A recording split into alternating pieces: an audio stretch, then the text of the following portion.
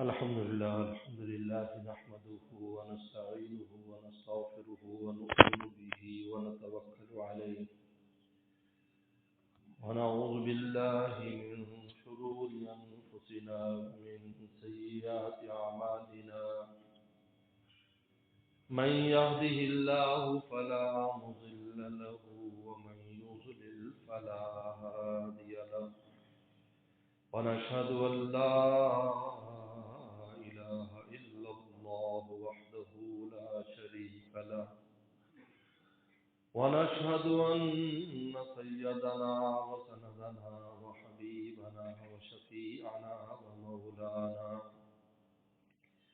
وشفيعنا ومولانا محمدا عبده ورسوله صلى الله تعالى عليه وعلى آله وأصحابه وبارك وسلم أما بعد فأعوذ بالله من الشيطان الرجيم بسم الله الرحمن الرحيم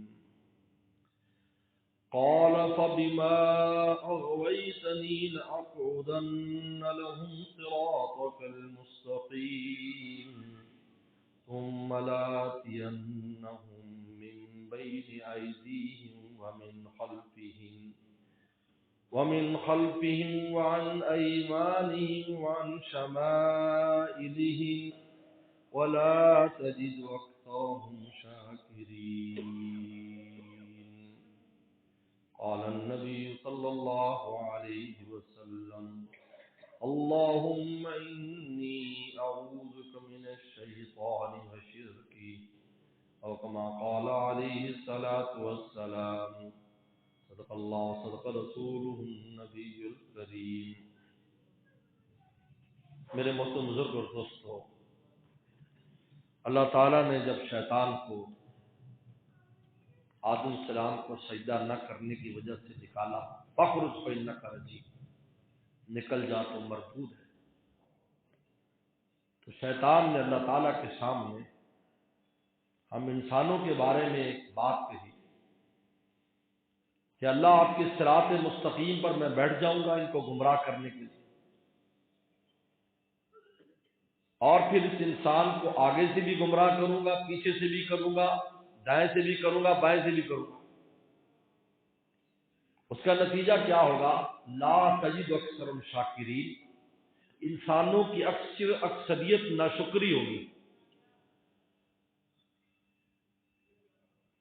ناشکرا ہونا، کفر جو ہے نا، کفر بھی ناشکری کا نام ہے. جو انسان کافر ہوتا ہے دراصل ناشکرا ہوتا ہے، اور دنیا میں اکثریت کافروں کی رہی ہے. لا تجد اکثرهم شاکرین، اکثر تو وہ ہوں گے جو ایمان ہی نہیں لائیں گے، تو یہ تسلیم ہی نہیں کریں گے، اور جو تسلیم کریں گے وہ بھی ناشکرے ہوں گے ان میں اکثریت. تو میں اور آپ خدا کے نعمتوں پر نہ شکریہ ادا کریں.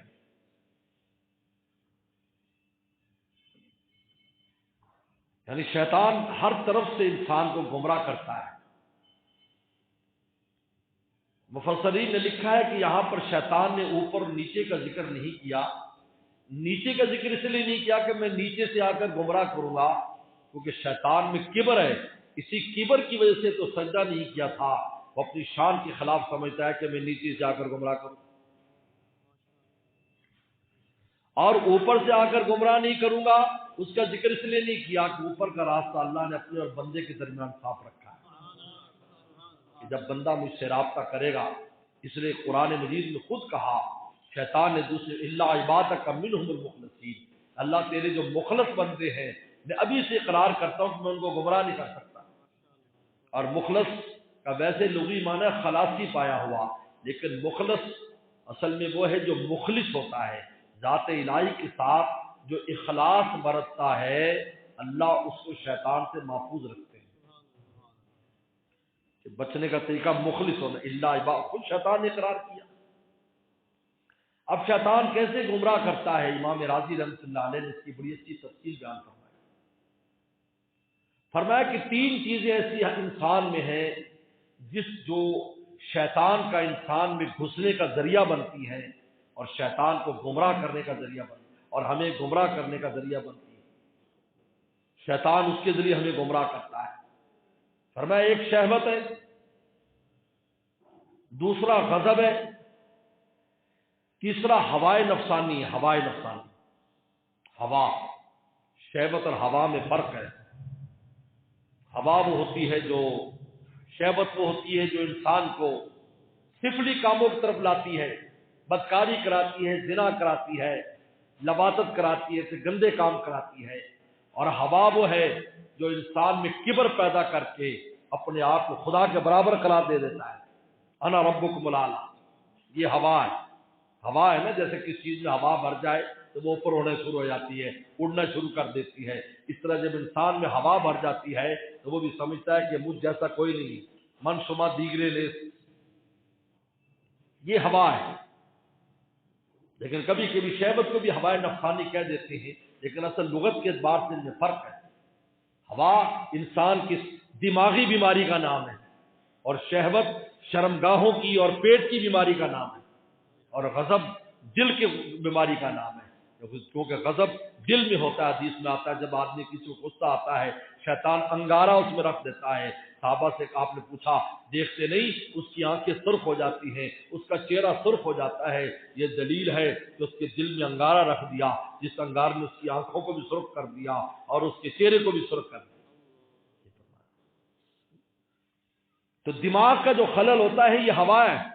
آدمی کہتا ہے میں ایسا، میں ویسا، میں ایسا، یہ ہے. اور شہوت پیٹ اور شرمگاہ سے تعلق رکھتی ہے.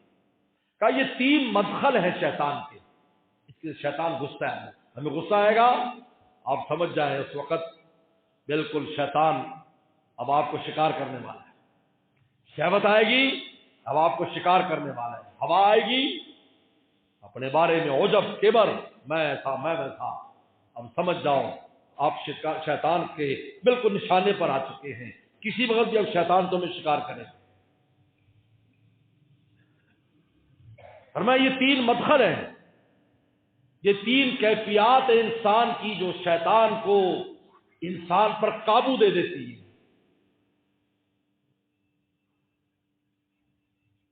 اور پھر اس سے بیماریاں پیدا ہوتی ہیں. سب تمام روحانی بیماریوں کا تعلق انہی 3 چیزوں کے ساتھ. اگر کبر و عجب پیدا ہو رہا ہے انسان میں، ہوائے نفسانی، ہوا کا وہ ہے. اس لیے پیغمبر صلی اللہ علیہ وسلم فرمایا الظلم ثلاثۃ، فرمایا 3 قسم کا انسان ظلم کرتا ہے. شہوت کی بنیاد پر اگر ظلم کرتا ہے تو اپنی ذات پر کرتا ہے. ظلم انفسہم، یعنی شہوت سے گناہ کرے گا، اس گناہ کا اپنے آپ کو نقصان پہنچائے گا. لوگ ہم کہہ دیتے ہیں دیکھو ہمارا فلانا کام خراب ہو گیا تو اللہ ناراض ہے. یہ بات کبھی نہ کہنا. میرے مرشد فرماتے تھے اللہ کی ناراضگی کو کوئی مسلمان برداشت نہیں کر سکتا. اس لیے کہ اگر ناراض ہوتے تو کلمہ ہی پہلے چھین لیتے تھے. لیکن اصل نقصان کیوں ہوا؟ اس لیے کہ آپ نے خود اپنے اوپر ظلم کیا ہے. تو کوئی آدمی اپنے پاؤں پر کلہاڑا مار لے تو کس کو وہ کہے گا؟ دوسرے کو کہے گا، کلہاڑا بنانے والے کو. یار کلہاڑا کیوں ایسا بنایا کہ میرے پاؤں پہ لگ گیا؟ چھری کیوں ایسی بنائی میرے ہاتھ پر لگ گئی؟ تو یہ کہیں بھائی آپ نے دھیان سے چھری استعمال کرنی تھی، بنانے والے کا کیا قصور ہے؟ اگر میرا آپ کا کوئی کام خراب ہوتا ہے دراصل وہ ہمارے گناہوں کی وجہ سے ہے، تو ہم گناہوں کی وجہ سے اپنے اوپر ظلم کیا. ظلم انفسہم، یہ وہ ظلم ہے جو شہوت کی وجہ سے آدمی کرتا ہے. جب شہوت آتی ہے گناہ کرتا ہے، پھر اس گناہ کا نقصان اس کی اپنی ذات کو ہوتا ہے. پیغمبر فرمایا ایک یہ ظلم ہے، یہ ایسا ظلم ہے جس کو چاہے رب تعالیٰ معاف فرما دے، چاہے ستاری کر لے، چاہے پکڑ لے. معافی مانگ لے گا تو خیر تو یقینی معافی ہے، لیکن نہیں بھی اگر کرے گا تو آخرت میں اللہ کی مشیت پر ہے. انشاء عاقبہ، چاہے انسان اللہ سزا دے دے، وہ انشاء عفا عنہ، چاہے اس کو معاف کر دے. بخاری شریف میں آتا ہے. دوسرا ظلم وہ ہے جو انسان ہوا کی وجہ سے کرتا ہے، ہوائے نفسانی، وہی دماغی خلل کی وجہ سے. وہ شرک اور بدعت ہے، اس کی بالکل معافی نہیں ہے، کوئی معافی. ان اللہ لا یغفر ان یشرک بہ، اللہ تعالیٰ بالکل مغفرت نہیں فرماتے شرک کرنے والے کی. شرک کرنے والے کی مغفرت نہیں ہے، جو اللہ کے ساتھ کسی دوسرے کو شریک ٹھہراتا ہے، اللہ کی صفات اور اللہ کے افعال اور اللہ تعالیٰ کی ذات میں کسی کو شریک ٹھہراتا ہے کہ اللہ تعالیٰ جو کام کر سکتے ہیں وہ مخلوق بھی کر سکتی ہے، تو یہ مشرک ہے، سری مشرک ہے، شرک جلی ہے، اس کی بالکل معافی نہیں۔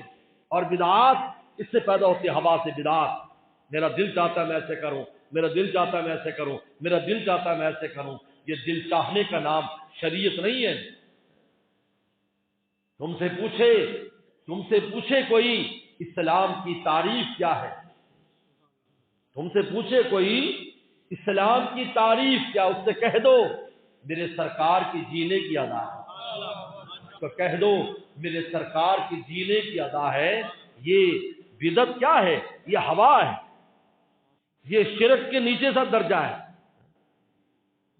مشرک بھی اپنی مرضی کر رہا ہے کہ بت کو، بلکہ بخاری شریف میں ایک صحابی فرماتے ہیں کہ ہمارا حال یہ تھا، اللہ ہمیں معاف فرمائے، رسول اللہ کی وجہ سے کیسی ہمیں روشنی ملی کہ ہمارے ساتھ ہم پتھر لے جاتے، پتھر کو پوچھتے، اگر راستے میں ان کو اچھا پتھر مل جاتا اس کو پھینک کر دوسرے کو خدا بنا لیتے، اگر وہ پتھر بھی ہمیں نہ ملتا تو ہم ایک ڈھیری بنا لیتے، اس ڈھیری پر بکری کا دودھ چوتے اور اس پر جو ہے نا وہ ڈالتے، اور پھر اس کے بعد اس کا چکر لگا کر اپنی منتیں مانتے۔ کا یہ ہمارا حال تھا کہ یہ ہوائے نفسانی نے اتنی عقل مار دی تھی کہ وہ مخلوق جس کو اپنے ہاتھ سے بناتے اس کو خدا بنایا ہوا ہے۔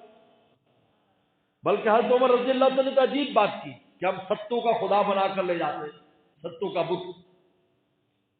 جب راستے میں بھوک لگتی، ہمارا ذات راہ ختم ہو جاتا تو اس خدا کی باری آ جاتی، ابھی کبھی اس کی ٹانگ توڑتے، اس کو نرم کر کے روٹی پکا کے یا ویسے کھا جاتے، پھر دوسری ٹانگ، کہا کہ منزل پر پہنچتے پہنچتے ہم پورے کو ہڑپ کر جاتے۔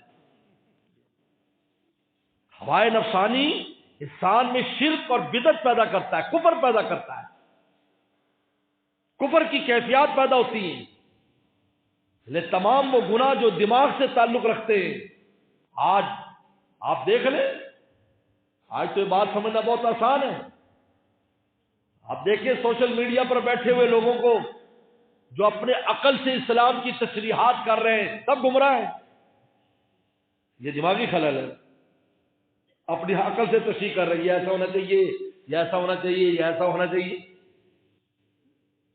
کیونکہ عقل سے پیغمبروں کی عقل کو کوئی نہیں پہنچ سکتا۔ کہتے ہیں پیغمبر کی عقل ایسے ہے گویا کہ جس سے پہاڑ تولا جائے، اور میری آپ کی عقل ایسے جیسے سنار کا کانٹا جس پر رسی ماشے تولے جائیں۔ آپ بتاؤ اس ہماری عقل پر اگر وہ پہاڑ رکھ دیا جائے تو عقل ہی ہماری ختم ہو جائے۔ اس لیے شریعت کی کوئی چیز خلاف عقل نہیں ہے، لیکن اس کو سمجھنے کے لیے جس لیول کی عقل چاہیے وہ ہماری عقل نہیں ہے، پیغمبروں کی عقل ہے، انبیاء السلام کی عقل ہوتی ہے۔ وہ سمجھتے ہیں کہ شریعت کے حکم عقل کے مطابق ہے، اور آج اس بات کو تسلیم کیا جا رہا ہے، لوگ گناہ کر کر کے، غلط کام کر کر کے تھک گئے، کوئی نتیجہ نہیں نکلا، آخر اچھے کاموں کی طرف آ رہے ہیں۔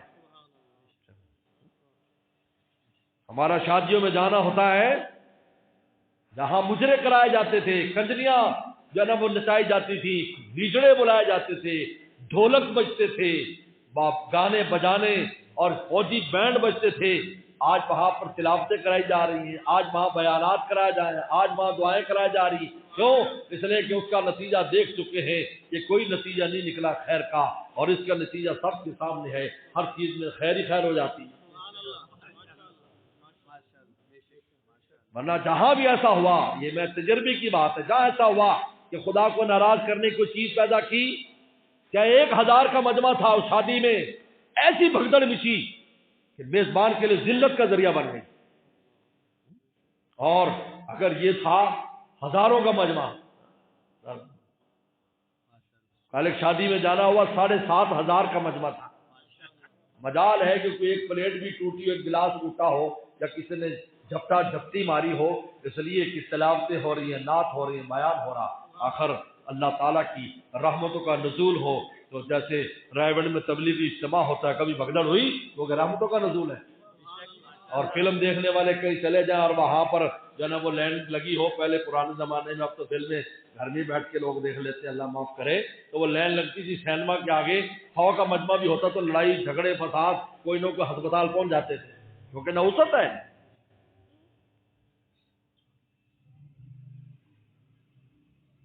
تو یہ ہوائے نفسانی جو ہے نا، یہ دماغی خلل کفر تک لے جاتا۔ آج کفر مسلمان کہنے والے کافرانہ باتیں کر رہے ہیں، یہ کیا ہے وہ کیا ہے، عجیب عجیب باتیں، حیران ہوتے ہیں آدمی، یار ہو کیا گیا ان کو، سیدھی سادھی بات کو سمجھ نہیں پا رہے، اپنی عقل چلا رہے ہیں۔ کوئی کام کرنا ہے کہ جی نیٹ سے دیکھیں گے، کسی عالم سے نہیں پوچھیں گے، ہے شرعی مسئلہ ہے، عالم نہیں، ہم یہ دیکھیں گے نیٹ پر کیا ہے، تمہیں کیا پتا ڈالنے والا کون ہے، کہنے والا کون ہے، آپ کے پاس جو مینول چیز موجود ہے، جو لائیو چیز موجود ہے، ایک عالم موجود، کو نہیں پوچھنا۔ تو شیطان جو ہے، جب ہوائے نفسانی کے، جب انسان میں ہوا تاری ہوتی ہے، اپنے دماغ میں خلل آتا ہے، فوراً گھس کر اس کو کفر کی طرف لے جاتا ہے، اس کو بدعات کی طرف لے جاتا ہے، اور بدعت کو پیغمبر اسلام نے زنا سے بدتر قرار دیا ہے، اس لیے کہ زنا کرنے والے کو توفیق توبہ ہو جاتی ہے کہ یار میں غلط کام کر رہا ہوں، بدعت والا تو کہتا ہے میں نیکی کر رہا ہوں، میں تو نیکی کر رہا ہوں۔ اور تیسرا غضب جو ہے جب انسان پر حدیث میں آتا ہے، تیسرا ظلم وہ ہے کہ جو اگلے کے معاف کیے بغیر معافی نہیں ہوگی جب تک معافی اگلا نہیں دے گا۔ فرمایا کہ وہ غضب ہے، جب آدمی پر غصہ آتا ہے تو مخلوق پر ظلم کرتا ہے، غصے کی وجہ سے کرتا ہے، اور غصے سے انسان میں کبر آتا ہے، پھر بڑی بڑی عبادات ختم ہو جاتی۔ یاد رکھو یہ ایک ایسی چیز ہے، بخاری شریف میں آتا ہے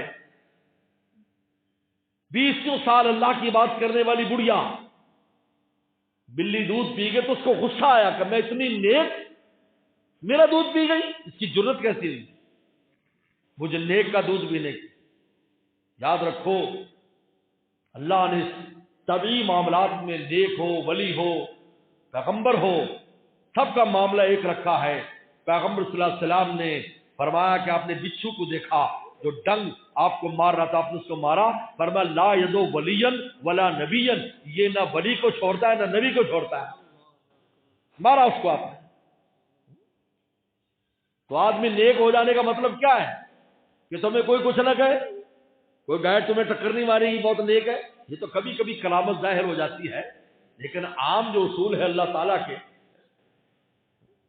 اگر ایسا ہوتا تو ہر ولی ہر نیک آدمی وہ تو پھر دنیا میں ایسا امتیاز ہو جاتا، لیکن یہ تو کبھی کبھی کرامت ظاہر ہوتی ہے۔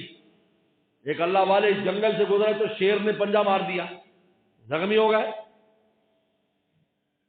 تو اپنا زخم دھو رہے تھے اور کہہ رہے تھے الحمدللہ الحمدللہ، تو کسی نے کہا کہ آپ اس پر الحمدللہ کیوں پڑھ رہے ہیں؟ کا شکر ہے مصیبت میں مبتلا ہوں جو رحمت کھینچتی ہے، معصیت میں مبتلا نہیں جو غضب کھینچتی ہے۔ آپ پر جب بھی مشکل آتی ہے اللہ کی رحمت آتی ہے۔ انا عند المنکسرۃ قلوب، اللہ فرماتے ہیں کہ جب کسی کا دل ٹوٹ جاتا ہے تو میں دل کے قریب ہو جاتا ہوں، بعد میں مشکل آتی ہے، مصیبت کا دل ٹوٹ جاتا ہے اور میں فوراً اس دل کے قریب ہو جاتا ہوں۔ انا عند المنکسرۃ قلوب، ہمارے والد صاحب مولانا نیاز مسلم تو بڑی تاکید فرماتے ہیں انسان کو اگر غم آ جائے، غم تو اضطراری ہوتا ہے، اختیاری نہیں ہوتا کہ انسان خود لائے، کوئی نہیں چاہتا خود آئے، خوشی تو انسان اختیاری کر لیتا، چلو جی آج پکنک منائیں، چلو جی آج پارٹی کریں، لیکن غم تو کوئی نہیں کہتا کہ آج ہم غم اپنے اوپر ڈالیں۔ فرمایا کہ جب غم آتا ہے تو اللہ تعالیٰ کا قرب بندے کو ملتا ہے، اس کو چاہیے لمحات کو ضائع نہ کرے، رجوع اللہ کر کے اپنی درخواست جمع کر دے، غم بھی دور ہو جائے گا اور کام بھی بن جائے گا۔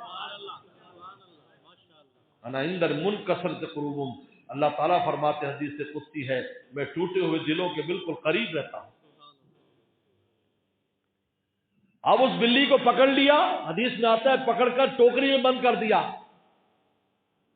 3 دن تک وہ میاؤں میاؤں کرتی رہی، نہ کھانا دیا نہ پانی، ایسی اس کے دماغ میں ایسی یعنی دل پہ سختی آ گئی، غصہ تھا نا، بعد میں غصہ آتا ہے تو پھر حدیث شریف میں آتا ہے اس کی گردن شیطان پکڑ لیتا ہے جیسے چائے کرائے، بہت خطرناک چیز ہے، یہ حکم ہے تمہیں غصہ آئے فوراً نیچے بیٹھ جاؤ، پانی پی لو، اعوذ باللہ من الشیطان الرجیم پڑھو، نیچے بیٹھ جاؤ، بیٹھے ہو تو لیٹ جاؤ۔ یہ عجیب اس میں حکمت ہے کہ تم مٹی سے بنے ہو، مٹی تو وہ ہے جو پیروں پاؤں کے نیچے روندی جاتی ہے، لہذا اپنی مٹی ماں کے قریب ہو جاؤ، غصہ نکالو۔ غصہ تو تب کرے جب تیری بڑی کوئی شان ہو، تو مٹی سے بنا ہے، کیا شان دکھاتا ہے؟ نیچے بیٹھ اور غصہ ٹھیک ہوگا۔ اعوذ باللہ من الشیطان الرجیم پڑھ لو، پانی پی لو، بسم اللہ پڑھ لو۔ اس لیے ہمارے مرشد فرماتے تھے دل کو غصے کا مرض ہے، بار بار غصہ آتا ہے، بلکہ کبر کی وجہ سے اس کو چاہیے 7 بار جب پانی پیے 7 بار بسم اللہ پڑھ کے دم کر کے پیے، اور یہ غصہ چلا جائے گا۔ یا ایسا حلیم الطبع آدمی جس کی طبیعت میں حلم ہے، اس کے بعد بیٹھے۔ حکیم محمد خان بن رحم اللہ کسی آدمی نے لکھا لکھنؤ، یا کہاں سے حضرت؟ لکھنؤ سے، کہ مجھے بہت غصہ آتا ہے، سب پریشان ہیں، بات بات پر لڑائی جھگڑے گالی گلوچ، یہ ساری چیزیں اس سے غصے سے پیدا ہوتی۔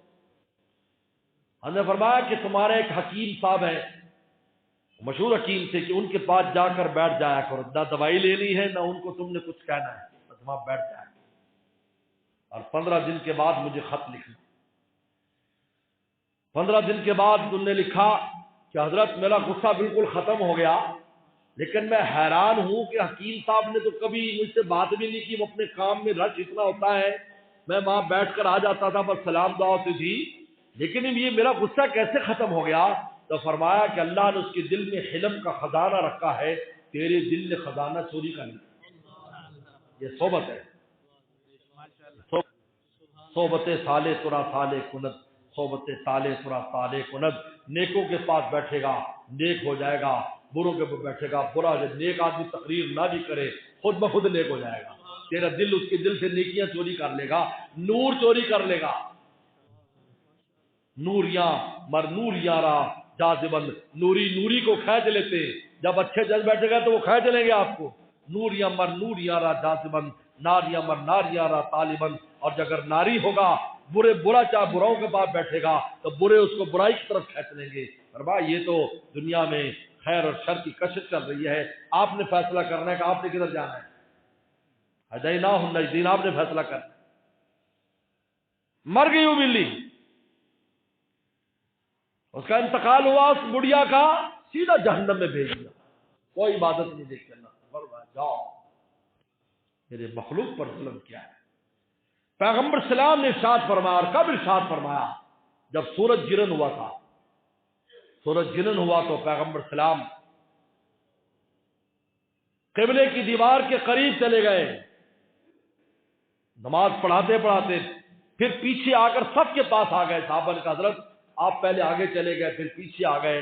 فرمایا میں آگے اس لیے گیا کہ مجھے جنت دکھائی گئی، تو میں نے انگور کا خوشہ دیکھا تو میں نے آگے بڑھا تاکہ میں انگور کا خوشہ توڑ لوں، اگر میں توڑ لیتا قیامت تک تم کھاتے رہتے، وہ ختم نہ ہوتا، لیکن جب میں نے قریب ہاتھ کیا تو پیچھے چلا گئی۔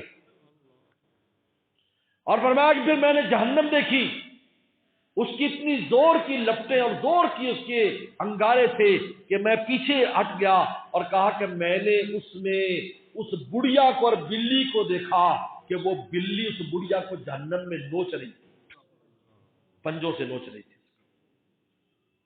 یہ غضب ہے، غضب سے انسان مخلوقات پر ظلم کرتا ہے، بیوی بچوں پر ظلم کرتا ہے، گالی گلوچ کرتا ہے۔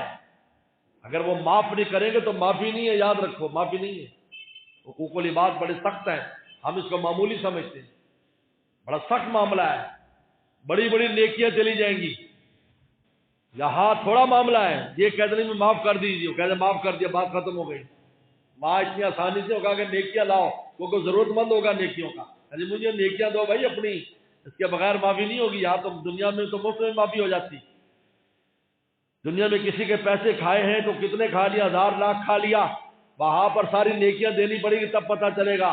جس حج کے لیے لاکھوں روپے لگائے، جس نمازوں اور روزے کے لیے جو ہے نا اتنا کچھ خرچہ کیا، جن نیکیوں کے لیے جو صدقات خیرات کے لیے اتنا خرچہ کیا، وہاں پر چند پیسوں کے عوض میں ساری چلی جائیں گی، کیونکہ وہاں کا سکہ اور ہے یہاں کا سکہ اور ہے۔ امام راضی رحمۃ اللہ علیہ فرماتے ہیں کہ یہ جو شیطان نے کہا کہ میں تیرے دائیں سے آؤں گا، انسان کے دائیں بائیں آگے سے اس کو آ کر گمراہ کروں گا، فرمایا یہ تین کیفیات ہیں انسان کی جس کی وجہ سے شیطان کو انسان کو گمراہ کرنا آسان ہو جاتا ہے۔ ایک شہوت، جب اس پر شہوت طاری ہوتی،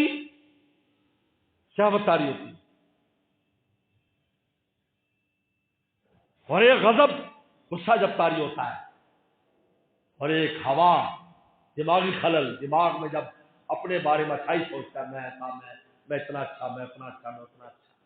کیا اچھا ہے بھائی؟ یہ قرآن مجید نے انسان کے میٹھی من نطفۃ امشاج، کہ ہم نے پیدا کیا انسان کو دو پانیوں سے، دونوں پانی نجس اور پلیت ہے، چاہے باپ کا ہو چاہے ماں کا ہو، وہاں سے پیدا کیا۔ اب بتاؤ اس کے اندر کیا خوبی ہوگی جس کا میٹیریل یہ ہے؟ اب اگر کوئی بھی خوبی رکھی ہے تو اس آسمان والے نے رکھی ہے۔ پھول میں اگر خوشبو آتی ہے تو اس کے حکم سے آ رہی ہے، ورنہ کتنے ایسے پھول ہیں جن میں خوشبو نہیں ہے۔ آپ یہ جو نقلی گلاب بنایا گیا، گلاب، ولایتی گلاب، اب دیکھ لو، یہ دوسرے ملکوں سے آیا، بڑا ہوتا ہے، خوبصورت لگتا ہے، آپ سونگ کے دیکھو خوشبو نہیں، اور ہمارے یہاں وہ سرخ چھوٹا سا ہوگا لیکن اس کی کتنی خوشبو ہے۔ یہ خوشبو تو اوپر سے ڈالی گئی ہے۔ اگر گلاب کے اندر خوشبو ہوتی تو بڑے والے گلاب سے زیادہ ہونی چاہیے تھی۔ آپ کو بھی تجربہ ہے یا نہیں؟ ہمیں یہاں بھی سونگے، دوسرے ملکوں میں بھی سونگا، ایسے کیارے بڑے بڑے لگے ہوئے، خرید جا کر سونگا تو کچھ بھی نہیں ہے۔ بھائی یہ کیا بات ہے بھائی؟ نہیں ڈالی ڈالنے والے نے، اور جہاں ڈالنے پہ آئے روڑی کے اوپر گلاب ہے، سرخ رنگ کا گلاب روڑی کے اوپر ہے، اس کے اندر خوشبو آ رہی ہے، نیچے روڑی ہے، نجاست ہے، اوپر خوشبو ہے۔ کیا یہ نیچے سے آئی ہے یا آسمانوں سے آئی ہے؟ آج میرے اندر اور آپ میں صلاحیت ہے، ایمان ہے، اعمال کی توفیق ہے، علم ہے، تقویٰ، جو بھی اللہ نے ہمیں دیا ہے یہ سب اوپر کی عطا ہے۔ ہماری اس میں کہ ہماری طرف تو خطا ہی خطا ہے، یہ ان کی عطا کرتا ہے۔ لہذا میاں میرے شیخ فرماتے تھے کہ کار فرما تو لطف ہے تیرا، کار فرما تو لطف ہے تیرا، ہم غلاموں کا نام ہوتا ہے، نام ہمارا نماز پڑھ رہا ہے، نیکی کر رہا ہے، حالانکہ کرا خود رہے ہیں، ورنہ کتنے لوگ ہیں جو مسجد کے ارد گرد پھر رہے ہیں، مسجد میں آنے کی توفیق نہیں ہے، باہر پھر رہے ہیں، آنے نہیں دیتا، آنے والا نہیں آنے دیتا، کوئی جو لے کے آ رہا ہے وہ دوسرا نہیں آنے دیتا، مرضی۔ اس لیے میرے دوستو، بس یہ تین اوقات میں احتیاط برتو۔ شہوت کا نشہ چڑھے فوراً اس کو اتارنے کی کوشش کرو، طبیعت کرو زور پہ ہو تو رک، وگرنہ یہ سر سے گزر جائے گی۔ ہٹا لے خیال ذرا دیر کو، چڑھی ہے ندی اتر جائے گی۔ اچھے خیالات میں یہ بھی ہجرت کی قسم ہے کہ انسان کے دل میں برے خیال آئے جو شہوت بھڑکا رہے، اچھے خیالات میں ہجرت کر جاؤ، اچھے خیالات نہ ہو اپنے دل میں، ندی اتر جائے گی۔ غصہ ہے، اعوذ باللہ پڑھ لو، زمین پر بیٹھ جاؤ۔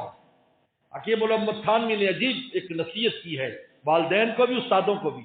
شاگرد سے خطا ہوتی ہے، بچوں سے بھی، اور میں اس وقت سزا نہ دو جب تمہیں غصہ ہے، جب ٹھنڈا ہو جائے غصہ پھر بلا کر اس جرم کی اتنی سزا دو جتنا مستحق ہے، ورنہ غصے کے اندر تم کوئی نقصان کر بیٹھے۔ ایسا ہوا، شاگرد کو مار دیا، بچے کو مار دیا، اتنا مارا کہ بچہ مر گیا، بچی مر گئی، روزانہ خبریں آتی، جیل میں پڑا ہے، رو رہا ہے، بچہ بھی گیا، آزادی بھی گئی، پھانسی کا پھندہ بھی آ رہا ہے، شاگرد کو مارا۔ غصہ آئے بعد میں تنبیہ کر دیں، ٹھیک بتلایا۔ اور ہوا، یہ ہوا تو دماغ کا علاج کرو، تو بتاؤ ہم کچھ بھی نہیں، کچھ ہونا میری ذلت و رسوائی کا سبب ہے، کچھ ہونا میری ذلت و رسوائی کا سبب ہے، میرے اعزاز یہ ہے کہ میں کچھ بھی نہیں۔ بندے کا اعزاز ہے کچھ نہیں، غلام کہے میں کچھ ہوں تو کون کہے گا میاں تو کس بات کا کہتا ہے؟ میرے شیخ فرماتے تھے غلاموں سے قیمت لگواتے ہیں، سارے غلام سلام کرے تو اس کی قیمت تھوڑی بڑھنے والی، یہ تو آقا قیمت لگائے گا، غلاموں کی قیمت نہیں لگا سکتے۔ اگر مالک ہم سے خوش تو قیمت ہماری ہے، اگر مالک ہم سے خوش تو قیمت ہماری ہے، غلاموں کی بذات خود کوئی قیمت نہیں۔ وآخر دعوانا ان الحمد للہ۔